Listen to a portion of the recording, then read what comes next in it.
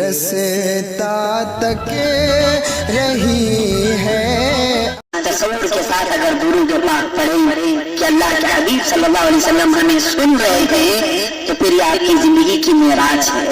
اگر اتنا تصور ہی قائم ہو جائے کہ میرے آقا مجھے میرا درود سن رہے ہیں تو پھر دیکھو یہ آپ کے دل میں محبت رسول کے بڑھنے کا سب سے بڑا سبب ہے۔ امام غزالی رضی اللہ تعالیٰ عنہ سے پوچھا گیا کہ محبت رسول کہا جاتا ہے، یہ بڑھانے کے لیے کیا کرنا چاہیے؟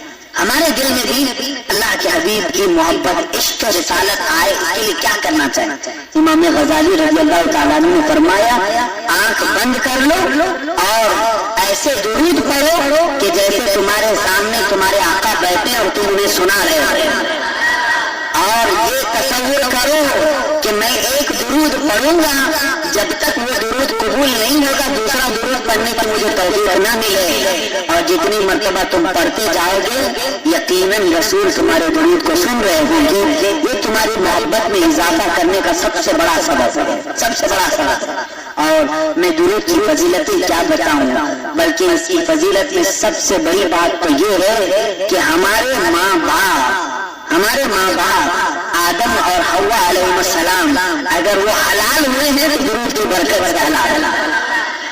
میں نے بتایا تھا حضرت آدم علیہ السلام کو جنت میں رکھا گیا، حضرت حوا کو پیدا کیا گیا، آپ پکڑنے جا رہے تھے، مولا نے فرمایا آدم رک جاؤ، جب تک مہر نہیں دو گے حوا تیرے لیے حلال نہیں ہے، مہر دو۔ آدم علیہ السلام نے پوچھا میں یہاں مہر کیا دوں؟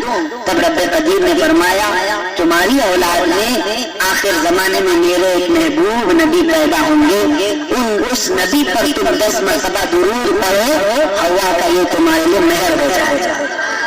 ہمارا سب سے پہلا مہر درود پاک رکھا گیا۔ ہم تو یہ سمجھتے ہیں یہ درود کی برکت سے ہمارے ماں اور باپ کی ملاقات ہوئی اور اس کے بعد انسانوں کا سلسلہ شروع ہوا۔ درود کا انکار کرنے والے اپنے وجود کا انکار کرتے ہیں، اپنے وجود کا انکار کہ تمہارے پیدا ہونے میں بھی درود پاک کا اثر ہے۔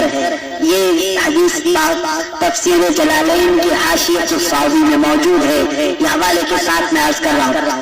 اب خاص طور پر ہم تمام لوگوں کے لیے ایک وظیفہ میں چھوڑ جاتا ہوں، ایک وظیفہ۔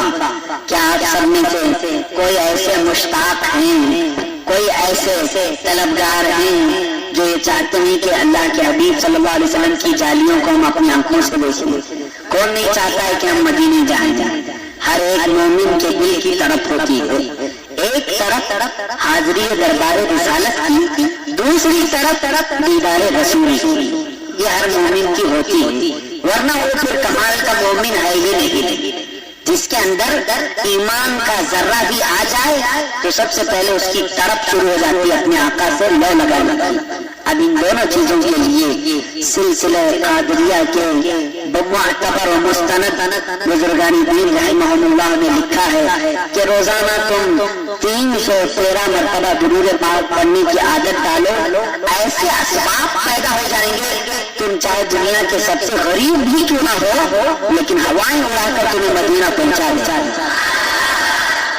اس وظیفے کی برکت ہم نے دیکھا بھی ہے اور اس کا اثر محسوس بھی کیا ہے، جب جانے کے لیے کوئی اسباب بھی نہیں، کوئی سامان بھی نہیں، نہ ہماری حیثیت، لیکن ان درودوں کی برکت سے اللہ کے حبیب نے اپنی جالیوں کے قریب بلا بہت سارے لوگوں کو، اور جو چاہتا ہے اللہ کے حبیب صلی اللہ علیہ وسلم کا دیدار میسر ہو اسے بھی یہ چاہیے کہ روزانہ وہ 313 مرتبہ درود پاک پڑھنے کی عادت ڈالیں، پڑھیں گے انشاءاللہ۔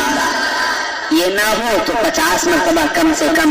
یہ آپ کا اور آپ کے رسول پاک صلی اللہ علیہ وسلم کی نسبت اس سے پتہ چلتی ہے۔ اور ایک خاص بات یہ بھی عرض کروں، دلائل الخیرات ایک کتاب کا نام، دلائل الخیرات شریف ایک کتاب ہے۔ یہ کتاب ایسی ہے کہ بڑے بڑے اولیاء اکرام اس کو اپنے وظیفے میں رکھتے تھے، روزانہ کا وظیفہ۔ الحمدللہ ہم بھی اس کی تلاوت کرتے رہے ہیں۔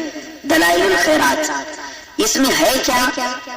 حضور صلی اللہ علیہ وسلم پر صحابہ، تابعین، تبع تابعین جتنے لوگوں نے اپنے انداز میں درود پڑھا تھا الگ الگ طریقے سے، ان تمام درودوں کو جمع کر کے کتاب بنائی گئی جس کا نام دلائل الخیرات۔ اس کو لکھنے والے ہیں سید سلیمان جزولی رحمۃ اللہ تعالی، ایک پائے کے بزرگ ہیں سیدنا سلیمان الجزولی. انہوں نے یہ درودوں کا مجموعہ تیار کیا ہے. جتنے بھی درود حدیثوں کی کتابوں میں تھے سب کو جمع کر دیا.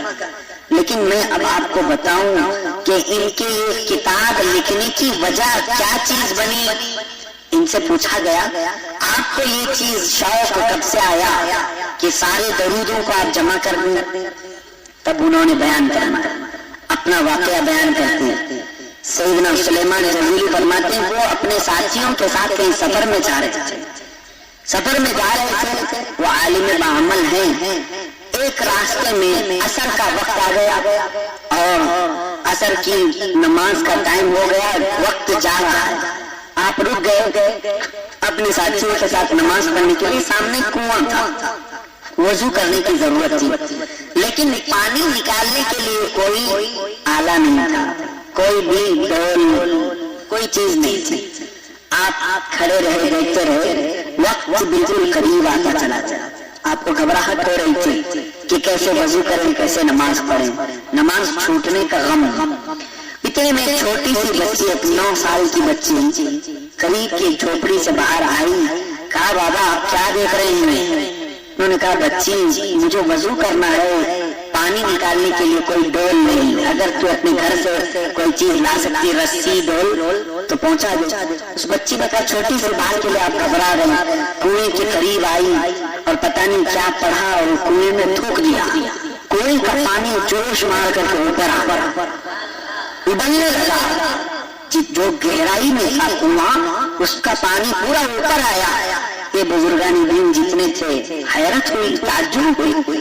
تعجب کی بات، ان لوگوں نے وضو کیا اور سلیمان جزولی فرماتے ہیں میں نے اس بچی کو روک لیا کہ بیٹی میں تجھے اللہ اور اس کے رسول کی قسم دیتا ہوں نماز ہونے تک رک جا.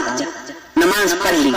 نماز پڑھنے کے بعد اس بچی سے کہتے ہیں کہ تیرے پاس کون سا وظیفہ ہے، کون سا عمل تو کرتی ہے، ہمیں بھی اس کی اجازت دے دے کہ ایک کنواں بھی پانی باہر نکال کر کے وضو کے لیے خادموں کو دے رہا ہے.